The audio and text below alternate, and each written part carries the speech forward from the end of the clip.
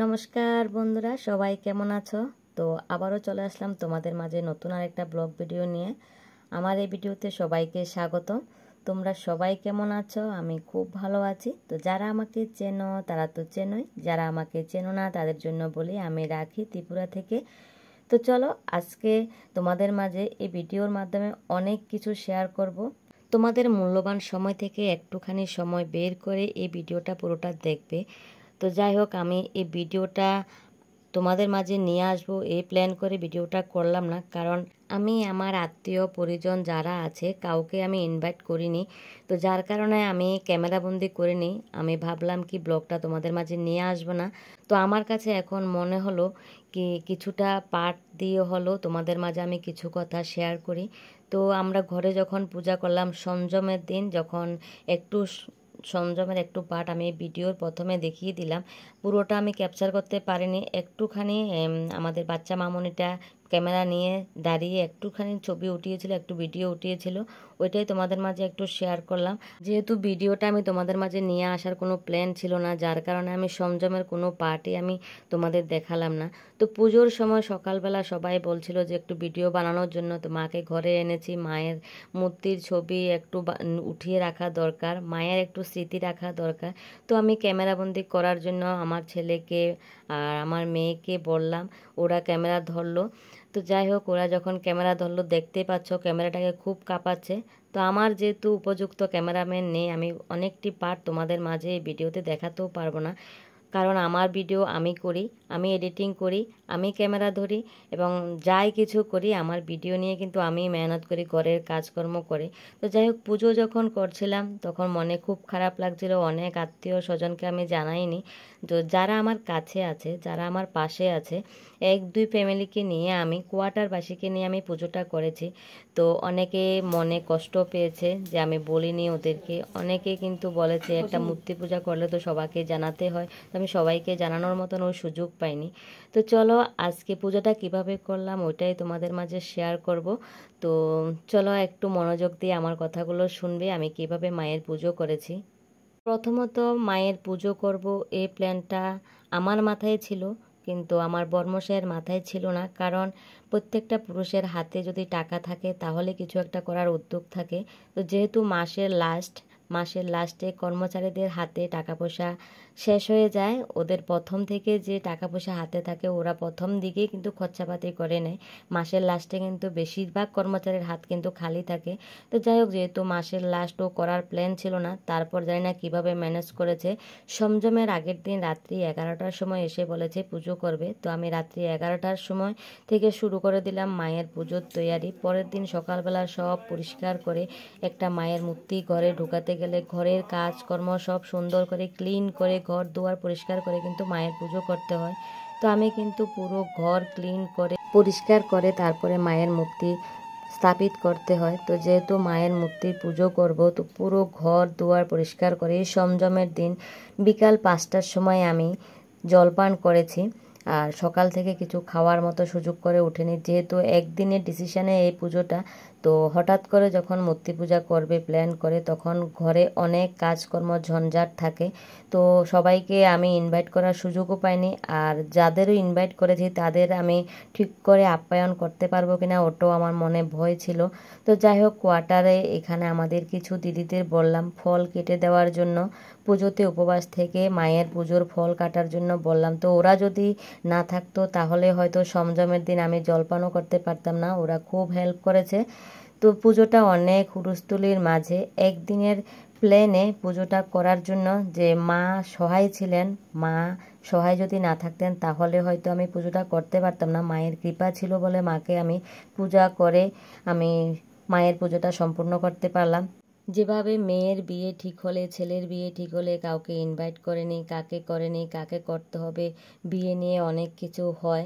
তো তেমনই আমার মায়ের পুজো করতে গিয়ে অনেককে ইনভাইট করতে পারলাম না, অনেকে রাগও হয়ে গেছে, অনেকে কিন্তু মনে কষ্ট পেয়েছে।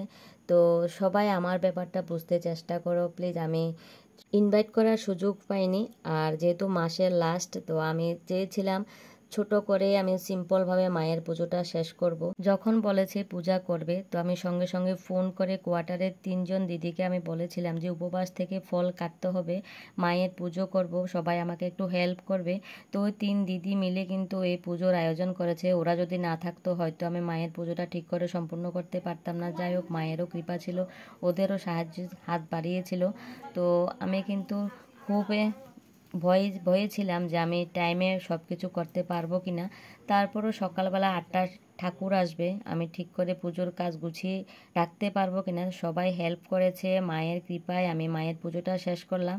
তারপরে উপযুক্ত ক্যামেরার অভাবে আমি অনেক পার্ট তোমাদের দেখাতে পারলাম না। আমরা যে তেল সিঁদুর ভাসাতে গেলাম ওইখানে আমার মোবাইলটা নিয়ে যাওয়ার আমার সম্ভব হয়ে ওঠেনি, বা আমারও মাথায় ছিল না। কাজের মাঝে এত কিছু মাথায় থাকে না। আমি কিন্তু ভিডিওটা তোমাদের মাঝে নিয়ে আসবো প্ল্যান করে উঠাইনি। এই ভিডিওটা কিন্তু আমার এক ছোট্ট মামুনি, আমার ছেলে, আমার বোনের মেয়ে সবাই একটু একটু পার্ট মোবাইলে উঠিয়ে রেখেছিল।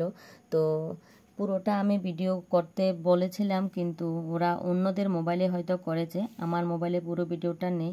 তো মায়ের পুজো শেষ করে মায়ের তেল সিঁদুর ভাসিয়ে দিয়ে চলে আসলাম। ওই দিন পুজোর দিন চলে গেল। তারপরে দশমীর একটু পার্ট আমি মোবাইলে ক্যাপচার করে নিয়েছি। মাকে বিদায় দেব, তখন খারাপ লাগে। তো দশমী দিনও মাকে বিদায় দিয়ে আমি কিন্তু ঘরে ছোট্ট একটা আয়োজন করেছি। মাকে যখন আমি বিদায় দিচ্ছি তখনও কিন্তু আমি চোখ বন্ধ করে সবাইকে না জানিয়ে 2-3 পরিবার নিয়ে কিন্তু আমি মাকে বিদায় দিয়েছি। তো তখন ওই 3-4 ফ্যামিলিকে নিয়ে ছোট্ট একটা পার্টির আয়োজন করেছিলাম ঘরে। আর ওই ছোট্ট পার্টিতে উপস্থিত সবাই ছিল। কি কি আয়োজন হয়েছে আমি তোমাদের মাঝে দেখাতে পারলাম না, কারণ ওই যে বললাম আমার ঘরে অনুষ্ঠান, আমি যদি মোবাইল নিয়ে বসে থাকি তাহলে হয়তো সবার চোখও আমি খারাপ হয়ে যাব, আর কাজকর্মেরও অনেকটা প্রেশার, যার কারণে আমি ভিডিও করতে পারলাম না। ছোট ছোট কিছু পার্ট যেগুলি আমাদের বাচ্চারা মোবাইলে ক্যামেরাবন্দি করেছে আমি ওগুলি তোমাদের মাঝে নিয়ে আসলাম। তো সত্যি যারা যারা আমার ঘরে পুজো করেছি বলতে পারেনি মনে কষ্ট পাবে না। সত্যি আমার কাছে খুব খারাপ লাগে যখন বলে পুজো করেছি জানাইনি। তো আমার ওই সিচুয়েশন ছিল না যে আমি সবাইকে নিয়ে পুজোটা করার। আমি যদি ভালো পজিশান থাকে, মাকে যদি আবার পুজো করে অবশ্যই আগে থেকে প্ল্যান করে আমি অবশ্যই সবাইকে জানিয়ে পুজো করার চেষ্টা করব।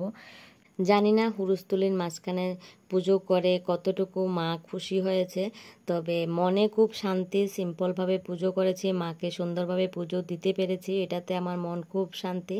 দশমী দিনও আমি সবাইকে বলতে পারিনি যে এসে মাকে তেল সিঁদুর দিয়ে যাও। তো আমরা 3-4 ফ্যামিলি মিলে মাকে তেল সিঁদুর দিলাম, কারণ আমাদের কোয়ার্টারে 36 ফ্যামিলি আছে, তো কাকে ছেড়ে কাকে বাদ দেব আমি সবাইকে বলতে পারলাম না, মা বাবাকেও বলতে পারলাম না, শ্বশুরবাড়ির লোকদেরও বলতে পারলাম না, কাউকে আমি বলতে পারলাম না। তো সবাই কেউ রাগ করবে না, অনেকে অনেক রকমের কোশ্চেন করছে আমাকে, যার কারণে আমি তোমাদের মাঝে ভিডিওটা নিয়ে আসলাম। তো ভিডিও যখন করে ফেলেছি তোমরা অবশ্যই একটা লাইক কমেন্ট করে যাবে, আর প্লিজ কথাগুলো যদি মনোযোগ দিয়ে শুনে থাকো অবশ্যই তোমরা তোমাদের মতামত জানাবে।